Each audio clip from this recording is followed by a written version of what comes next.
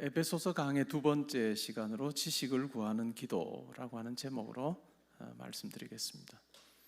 바울은 에베소 교회의 성도들에게 편지하면서 그의 기도의 내용을 적어 보냅니다. 우리가 이 바울의 기도를 통해서 우리가 어떻게 기도해야 하는가 하는 부분에 대해서 우리가 좀 알면 좋겠고, 또한 이것이 우리 기도 생활에 참 큰 유익이 되면 좋겠다 하는 바람이 있습니다. 기도하지 않는 성도가 있을까요? 있을 것 같긴 해요. 답은 없겠죠 이렇게 할 줄 아셨지만 기도하지 않는 성도가 있습니다, 실제로. 근데 기도하지 않으면, 조금 안 하면 자기가 알고, 조금 더 안 하면 어떻게 될까요? 옆에 있는 사람이 알아요. 그리고 또 안 하면 어떻게 될까요? 먼 데 있는 사람도 합니다. 그만큼 기도는 우리 신앙생활에 참 중요한 부분이죠. 오늘도 이 자리에 여러분들이 한 가지 기도 제목을 가지고 나오셨을 텐데, 자녀의 앞날을 위한 기도일 수도 있고, 결혼이나 또 취업이나 또 여러 가지 기도 제목, 또 질병으로부터 자유로워지는 것, 어떤 계획을 가지고 나가는데 하나님께서 함께 해주시기를 원하는 여러 내용의 기도 제목이 여러분 한 가지 기도 제목일 것입니다. 우리 성도에게나 또한 믿지 않는 분에게나 이러한 바람은 다 똑같을 것 같아요. 자녀가 잘 됐으면 좋겠다 하는 그 마음은 누구에게나 다 있겠죠. 그리고 내 삶도 참 잘 풀리면 좋겠다 하는 이런 어떤 소망은 누구에게나 다 똑같이 있습니다. 예수를 믿지 않는 사람도 때로는 자기가 생각할 때 지성이면 감천이라 생각하여서 정한 시간에 일어나서 우리 잘 알듯이 물 떠놓고 하늘에 비는 그런 어떤 기도를 했던 우리 조상들의 삶을 우리는 잘 알고 있습니다. 자식이 잘 됐으면 좋겠다, 복 받으면 좋겠다 하는 것 공통된 마음이겠죠. 근데 그러한 믿지 않는 분의 기도와 우리의 기도가 뭐가 다를까 하는 부분을 오늘 우리가 생각해 보면 좋겠고, 또 실제로 바울이 오늘 에베소 교회 성도들에게 보내는 이 기도를 통해서 내가 하고 있는 기도와 이 바울의 기도가 얼마나 다른가도 한번 생각해 보는 시간이 되면 좋을 것 같습니다. 기도는 영혼의 바로미터라고 이야기를 합니다. 영혼의 상태를 측정해 주는 그와 같은 척도와 같다라고 볼 수 있겠죠. 성도의 신앙의 수준은 그가 하는 기도를 들어보면 우리가 알아차릴 수가 있습니다. 그가 어떤 기도를 하는지 그것을 들어보면, 그게 어떤 공적인 기도 말고, 물론 공적인 기도에서 드러나긴 하죠. 근데 개인의 기도 속에 어떤 기도를 하고 있는지를 우리가 들어보면 그 사람이 어떤 생각을 가지고 신앙생활을 하고 있는가라고 하는 것이 잘 드러납니다. 한국교회의 기도의 특징이 뭘까요? 한국교회의 기도의 특징은 열정적인 기도입니다. 세계 어느 나라 성도들과 비교를 해봐도 한국교회 성도들은 참 열정적으로 기도합니다. 그래서 코리안 프레이어라고 하는 것이 정말 외국 사람들에게도 그게 뭐다, 우리가 합심해서 하는 그 기도를 코리안 프레이어라고 부릅니다. 그 부분은 참 다른 것 같고, 어찌 보면 한국교회가 또 우리 성도들이 그렇게 하나님의 부흥을 경험하는데 이런 하나님 앞에 열정적으로 기도하는 것은 참 귀한 도구가 됐다라고 하는 생각을 할 때가 많습니다. 한국교회 성도들의 뜨거운 기도, 그 합심해서 하나님 앞에 매달리는 그와 같은 기도, 그것은 참 중요한 것이었죠. 근데 그 기도의 내용이 뭐냐라고 하는 부분에 대해서 오늘 한번 생각을 해보려고 합니다. 이 기도를 적어서 보내줬던 이 사도 바울의 삶을 우리가 잘 알고 있습니다. 사도 바울의 삶은 그 당대의 다른 사역자들과는 비교가 안 될 정도의 삶이었습니다. 이 사도 바울을 통해서 이방인에게로 복음이 전해지고, 그리고 그렇게 시작된 복음이 오늘날 2000년이 지난 후에는 온 세계에 다 두루 편만하게 복음이 전해지는 그와 같은 놀라운 일이 벌어졌습니다. 근데 사도 바울이 복음을 전할 때 그가 가졌던 원칙이 뭘까요? 로마서 15장에 보면 나옵니다. 다른 사람이 세운 터 위에 내가 복음 교회를 세우지 않겠다라고 하는 분명한 확신이 있었습니다. 그래서 아직 복음이 전해지지 않은 곳에 그는 가서 그곳에 복음을 전하고 또 받아들이는 성도가 생기고 교회가 생기면 그는 또 다른 곳으로 가서 계속해서 교회를 세우는 그 같은 정말 선구자적인 개척자적인 그러한 목회를 선교를 했던 사람이 바로 사도 바울이라 할 수 있습니다. 그렇게 그가 사역할 수 있었던 이면에는 그의 기도가 있었다. 그의 기도가 있었고 그 기도가 무엇인지에 대해서 오늘 우리가 한번 살펴보려고 합니다. 오늘 읽은 말씀에 보면 너희가 알기를 원한다라고 하는 이야기를 합니다.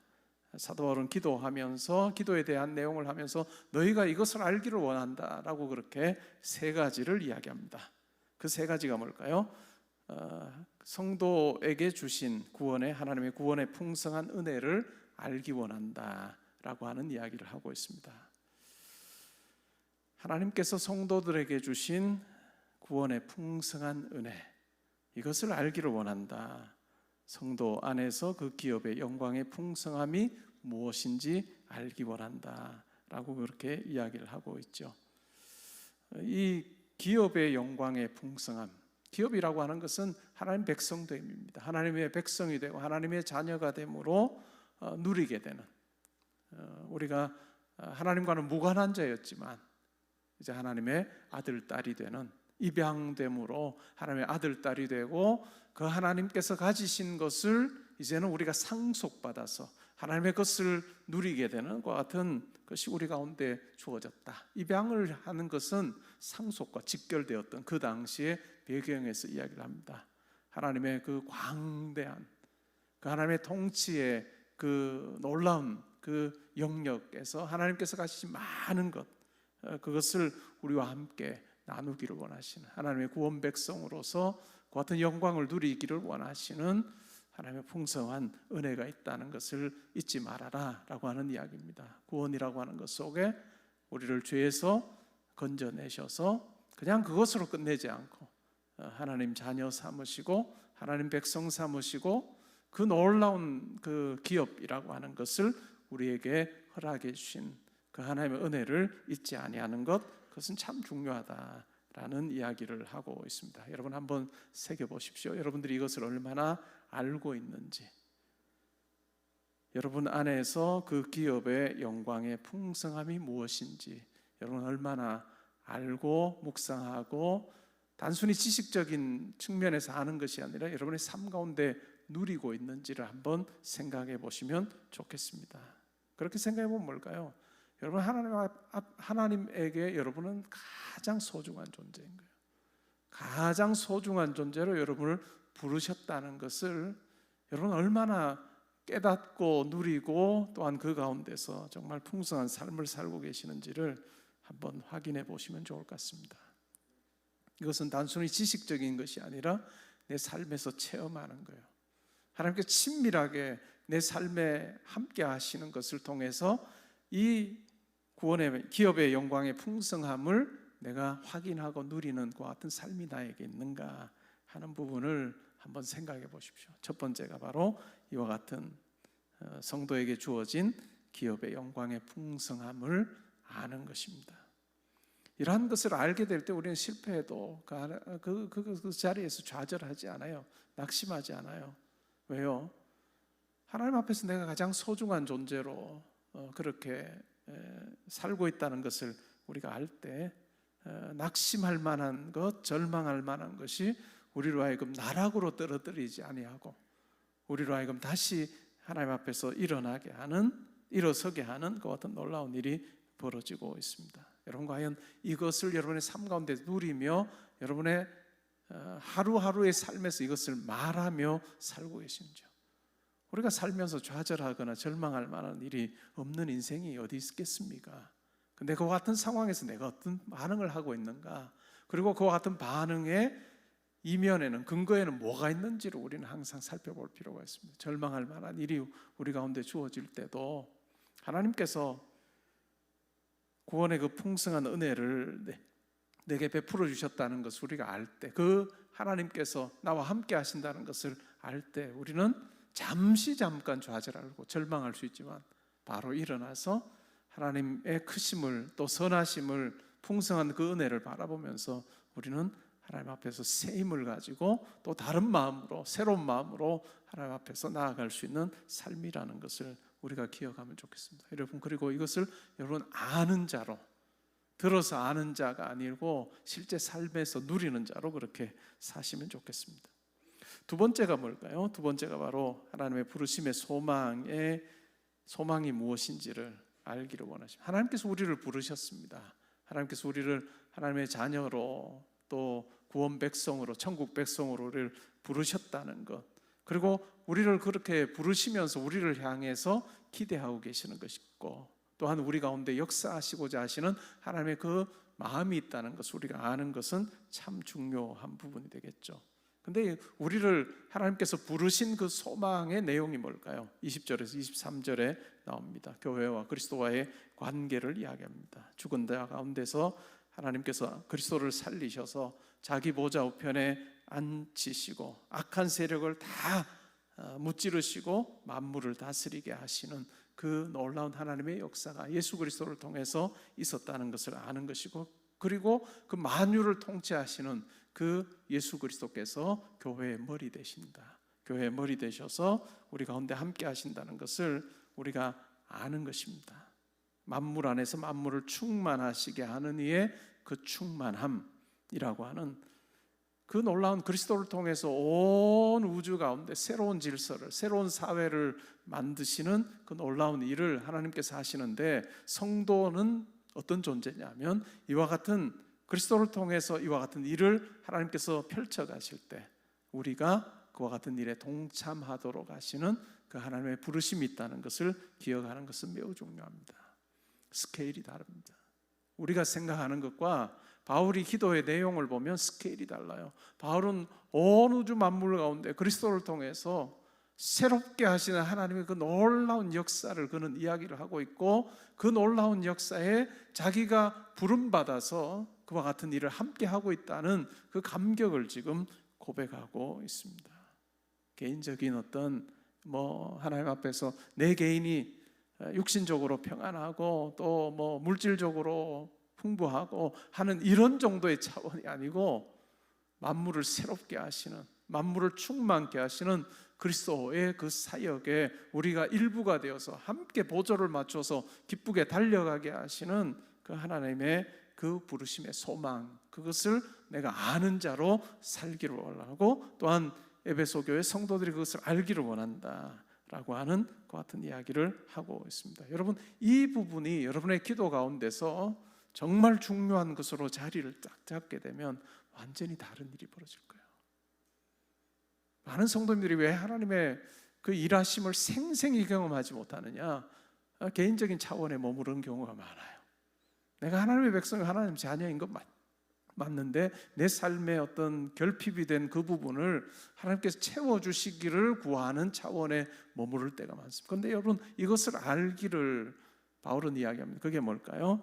하나님의 부르심의 소망이에요. 하나님께서 왜 나를 하나님 자녀로, 구원 백성으로 부르셨느냐? 그것은 이와 같은 하나님의 놀라운 새로운 질서를 세워가시는 그 일에 우리가 함께, 하나님과 함께, 예수 그리스도와 함께 동력하기를 원하신다는 것, 우리가 분명히 깨닫는 그런 우리가 되면 좋겠습니다. 그럴 때 한 가지 기도 제목 또한 마찬가지예요.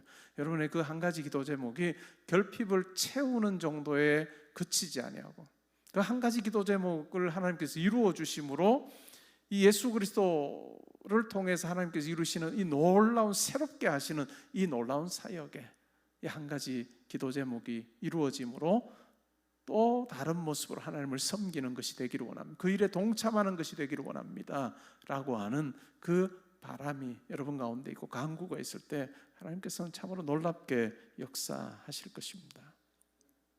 여러분, 우리 기도의 폭과 깊이만큼 우리의 사명을 감당하며 살게 될 것입니다. 여러분의 기도가 넓고 깊은 만큼 하나님께서 여러분의 삶에도 그렇게 개입하셔서 역사하실 것입니다. 여러분, 이것을 우리가 알면 좋을 것 같습니다. 그 다음에 세 번째는 무엇을 알기를 원할까요? 우리 가운데 베푸시는 능력이 얼마나 큰지를 알기를 원하십니다. 19절에 보면 그의 힘의 위력으로 역사하심을 따라 믿는 우리에게 베푸신 능력의 지극히 크심이 어떠한 것을 알기를 원한다 라고 그렇게 이야기합니다. 그의 힘에 그 능력으로 역사하심을 따라 믿는 우리에게 베푸신 능력, 예수 그리스도를 죽은 자들 가운데서 살리시고 하나님 보좌 우편에 앉히신, 그래서 만유를 다스리게 하시는, 악한 세력들도 다 예수 그리스도의 발 앞에 복종하게 하신 이 능력이 우리 가운데 역사한다라고 하는 것을 우리가 알 필요가 있습니다. 우리가 하나님을 더 깊이 알게 될 때 온 우주 만물 가운데 충만히 거하시고 역사하시는 그 하나님의 능력을 우리가 믿는 자로 살게 됩니다. 보이지 않는 곳에 계셔서 우리의 육신의 눈으로는 볼 수 없는 그분이, 우리가 영의 눈이 열리게 될 때 그분을 우리가 보게 되고 그 하나님 아버지의 크심을 우리가 알게 될 때 우리의 삶은 완전히 달라진다는 것을 알 필요가 있습니다. 구원의 풍성한 은혜, 부르심의 소망, 그리고 우리 가운데 베푸시는 그 능력을 너희가 알기를 원한다 라고 그렇게 이야기를 했습니다. 그러면 이와 같은 이 세 가지 것을 우리가 알기를 원하는 그런 기도를 바울 사도가 하고 있는데, 어떻게 하면 이것을 생생히 우리가 누릴 수 있을까요? 17절에 해답이 있습니다. 바울은 에베소 교회 성도들에게 편지하면서 너희가 하나님을 더 잘 알기를 원한다 이렇게 얘기해요. 하나님을 더 잘 알기를 원한다. 이상하지 않나요? 에베소 교회 성도들은 이미 하나님을 알고 있습니다. 하나님께서 천지를 창조하신 것도 알고 우리 인간이 타락했다가 예수 그리스도를 통해서 구원받았다는 것도 알고 있습니다. 예수 그리스도께서 이 땅에 오셔서 우리를 대신하여 십자가를 지셨다는 것도 알고 있습니다. 그런데 그들을 향해서 뭐라고 이야기합니까? 하나님을 더 알기 원한다. 하나님을 더 알기 원한다 라고 그렇게 기도하고 있습니다. 때로는 우리가 오해하는 경우가 있습니다. 우리가 신앙생활 하면서 예수 그리스도를 통해서 하나님을 딱 만나고 나면 내가 더 이상 하나님을 알 필요가 없다라고 생각하는 그런 경우도 있습니다. 그런데 바울 사도는 아주 분명하게 얘기해요. 너희가 하나님을 더 알기를 원한다. 그리고 바울 또한 내가 평생 이 땅에 살면서 하나님을 더 알기 원한다 라고 하는 그와 같은 이야기를 하고 있습니다. 우리가 하나님을 알기를 포기하면 어떻게 돼요? 우리의 신앙이 거기서 딱 멈춥니다. 오랜 기간 신앙생활을 해도 깊이가 느껴지지 않는 분들이 있습니다. 무엇이 문제일까요? 하나님을 알려고 하는 그 마음이 없습니다. 아주 하나님을 아는 작은 지식에 만족하게 되면 어떻게 될까요? 자기의 생각과 또 자기의 주관 가지고 그렇게 살게 됩니다. 그런데 오늘 바울 사도는 에베소 교회 성도들을 향해서 너희가 하나님을 더 많이 알기 원한다 라고 하는 이야기를 하고 있습니다. 이것은 어떻게 할 때 가능해질까요? 18절에 보면 하나님께서 성령을 통해서 우리 마음의 눈을 밝혀주실 때 가능하다. 하나님께서 성령 하나님을 통해서 우리의 마음의 눈, 영의 눈을 밝혀주실 때 가능하다라고 하는 것입니다. 고린도 교회에 바울은 편지하면서 그 이야기를 하죠. 수건에 대한 이야기를 합니다. 자기 얼굴을 가리고 있었던 수건이 있었고, 또한 유대인들이 구약 성경을 읽을 때 구약 성경을 읽지만 예수 그리스도에 대한 예언으로 가득 차 있지만 그들의 눈이 가려서 예수 그리스도에 대한 이야기라고 알아차리지 못하는 그와 같은 구원 계획을 발견하지 못하는 그런 수건이 있습니다. 그리고 세 번째가 뭘까요? 주님을 볼 때 성도들의 얼굴을 가리고 있는 수건도 있습니다. 우리의 눈이 수건으로 가려 있을 때 우리가 주님을 보아도 또 주님의 말씀을 들어도 또 읽어도 우리 가운데 그것이 능력으로 다가오지 아니하는 그와 같은 부분이 있는 거죠. 그래서 바울은 에베소 교회 성도들에게 이야기하면서 자기도 또한 하나님을 더 알기 원합니다. 마음의 눈을 열어주시고 제 얼굴에 있는 수건을 제하여 주십시오. 그래서 하나님의 영광을 보는 자로, 하나님의 뜻 앞에 순종하는 자로, 주님께서 지금 온 우주 만물을 새롭게 하시는 그 능력으로 내 삶에 함께 하신다는 것을 제가 제 삶에서 경험하게 해주시오라고 그렇게 고백하고 있습니다. 바울의 이 기도를 보면 이 기도에 등장하는 하나님은 째째한 하나님이 아니에요. 그냥 나 하나 잘 먹고 잘 살도록 해주시는 그런 어떤 하나님이 아니에요. 길거리에서 정말 500원, 1000원, 100원 뭐 구걸하는 그런 어떤 심정으로 하나님 앞에 사는 것이 아니라 정말 온 우주 만물을 창조하신 하나님 앞에서 한 번밖에 없는 내 삶에 하나님께서 함께 하시기를 소원하고 그 하나님 놀라운 그 일과 함께 내 삶이 함께 하기를 원하는 그런 간절한 소원함이 있다는 것을 우리가 기억할 필요가 있습니다. 이것이 바로 우리 성도의 삶입니다. 이것이 바로 우리 성도의 삶이고 이틀 안에서 내가 기도하는 거예요. 이틀 안에서 내가 기도하는 거예요. 하나님이 놀라운 새로운 질서를 세워가시는, 그리스도를 통해서 세워가시는 이 놀라운 이 하나님의 일하심 이 안에서 내 삶이 어떤 의미를 가질 것인가, 내가 지금 하나님 앞에 가지고 있는 한 가지 기도 제목이 어떤 의미를 가질 것인지에 대해서 우리는 알고 하나님 앞에 기도하는 것, 그것은 참 중요합니다. 우리가 하나님을 아는 만큼 어떨까요? 우리가 하나님을 알고 하나님을 체험한 만큼 우리 삶에서 흔들리지 않습니다. 우리가 하나님을 아는 것이, 하나님을 체험한 것이 정말 많지 않으면, 그것이 깊지 않으면 어떨까요? 조그마한 일만 와도 난리가 납니다. 조그마한 일 앞에서 어쩔 줄을 몰라요. 그런데 하나님께서 내 삶에 함께 하셔서 가장 선한 길로 인도하신다, 지금까지도 그랬고 앞으로도 그러하실 것이라는 확신이 있는, 진짜 하나님을 체험적으로 아는 성도는 어떨까요? 염려할 만한 일이 일어나면 그냥 기도하게 하시는구나 생각하고 가는 거예요. 아, 이번에 이 일 하나님께서 어떻게 풀어가실지 내가 한번 기도하면서 한번 기대하면서 한번 하나님 앞에 나아가서 엎드려 봐야 되겠다 하는 생각을 우리가 하게 되는 것입니다. 여러분은 어떤 마음으로 이 자리에 계십니까? 우리가 이 가을에 한 가지 기도 제목 가지고 우리가 하나님 앞에 기도합니다. 한 가지 기도 제목 가지고 기도할 때 저는 예수님의 비유 중에서 씨 뿌리는 자의 비유와 흡사한 면이 있다라고 생각합니다. 물론 예수님께서는 천국 복음을 씨앗을 뿌리는 걸로 그렇게 말씀을 합니다. 네 가지 밭이 있죠. 네 가지 밭이 있죠, 그죠? 첫 번째 밭은 뭘까요? 그냥 길가에 뿌려진 거예요. 잠시 기뻐합니다. 그런데 어떻게 되죠? 금방 새가 와서 주워 먹어버립니다. 두 번째는 어떨까요? 돌밭에 뿌려집니다. 돌밭에 뿌려지면 어떻게 돼요? 잠시 잠깐 기뻐하는데 이게 오래 가지 못해요. 뿌리를 내릴 수가 없습니다. 그리고 가시밭에 뿌려져요. 잎이 나고 싹이 나고 하는데 그 가시 기운이 다 막아버립니다. 세상의 염려와 걱정이 다 막아버립니다. 그리고 네 번째가 좋은 밭에 뿌려져요. 좋은 밭에 뿌려지면 어떻게 될까요? 좋은 밭에 뿌려지면 잎이 나고 싹이 나고 잎이 나고 열매가 맺히는데 30배, 60배, 100배의 결실을 합니다. 이 네 밭의 차이가 뭘까요? 물론 길가, 그리고 돌밭, 가시밭, 그다음에 좋은 밭, 이 유형 자체가 다르긴 한데 이런 어떤 결정적인 차이가 뭘까요? 깊이입니다. 이 땅의 깊이예요. 길가는 아예 없어요, 그렇죠? 그걸 바로 주워 먹어요. 돌밭은 가시밭은 조금 더, 좋은 밭은 어떨까요? 그냥 씨앗이 쭉 뿌려지고 땅 속으로 들어가고, 이 깊이의 문제예요.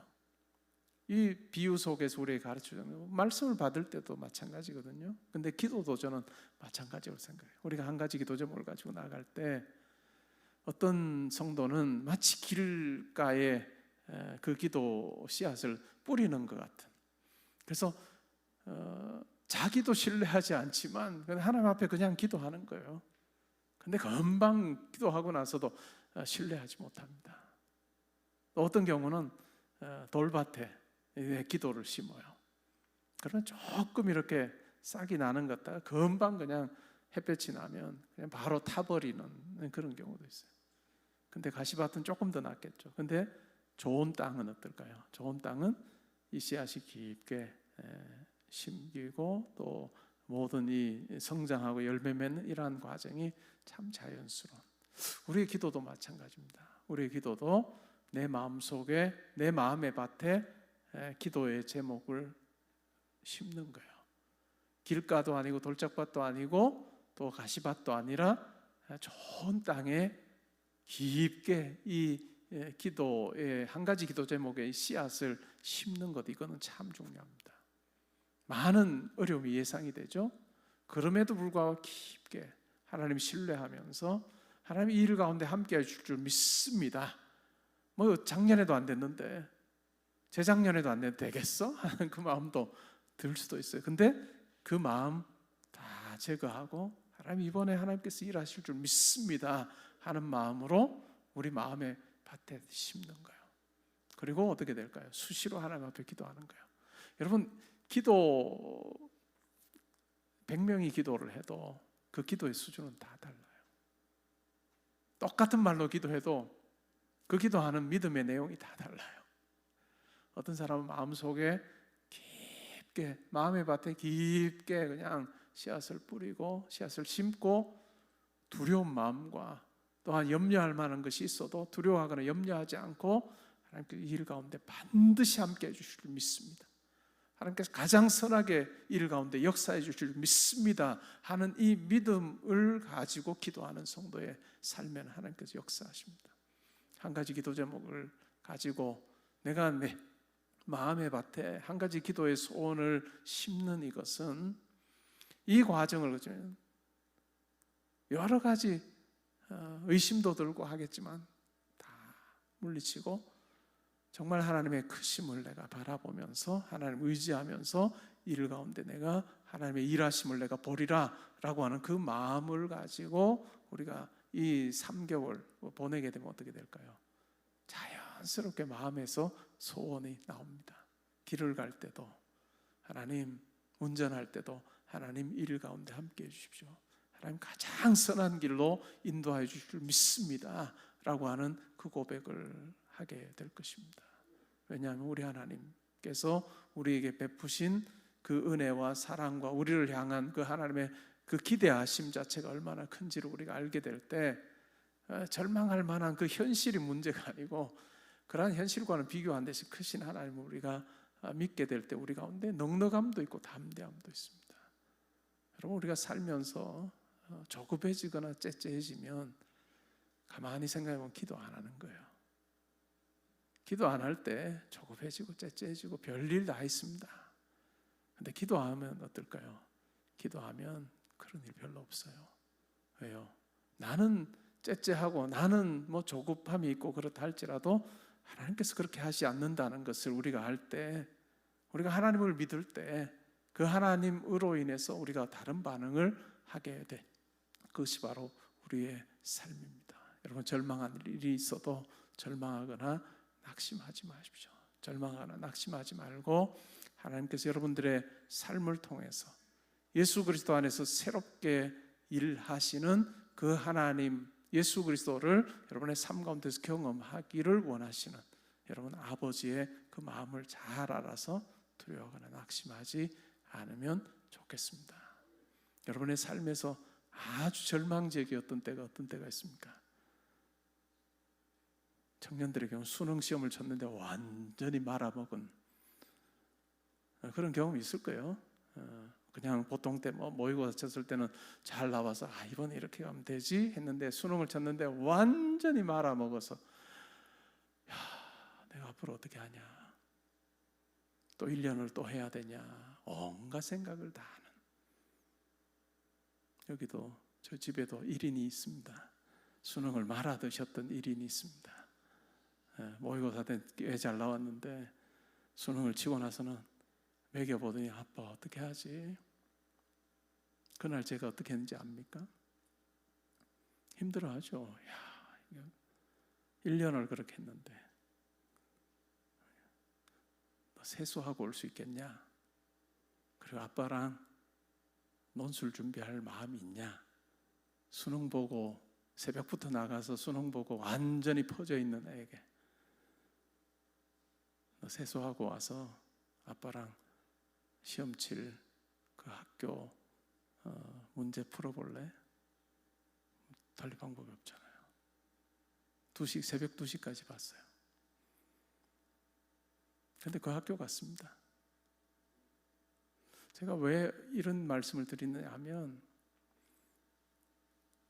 우리가 부모로서 믿음 생활을 하는 것은 크신 하나님을 우리가 더 많은 체험을 통해서 만난 사람이기 때문에 우리 아이들의 삶에서 때로는 힘들어할 만한 일들이 일어나고 어려울 만한 상황들이 있어도 우리 부모가 같이 덩달아서 힘들어하고 어려워하면 안 된단 말이에요. 얘들은 막 널뛰어도 힘들어하고 막 그래도 우리는 크신 하나님께서 함께 하신다. 이 아이를 통해서 역사하실 하나님을 우리가 믿기 때문에 그냥 지금 자리에서 우리가 할 수 있는, 기도하면서 할 수 있는 것 우리가 해보자 라고 그렇게 이야기하고 함께 걸어가는, 그것이 우리의 부모로서의 우리가 가야 될 길이라고 생각해요.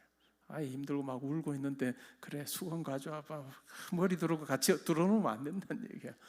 들어놓지 않을 수 있는 이유가 뭘까요? 우리 하나님께서 우리의 삶에, 우리 자녀의 삶에 어떻게 역사하시기를 우리는 분명히 믿고 있는데 들어놓을 이유가 없어요. 우리가 하나님 앞에 한 번이라도 고백하며 하나님께서 일하실 것을 바라보면서 그 낙심할 만한 자리에서 일어나면 그게 기도 자리 되는 거죠. 절망할 만한 일이 생기면 여러분 그 자리가 기도 자리 되게 해주십시오.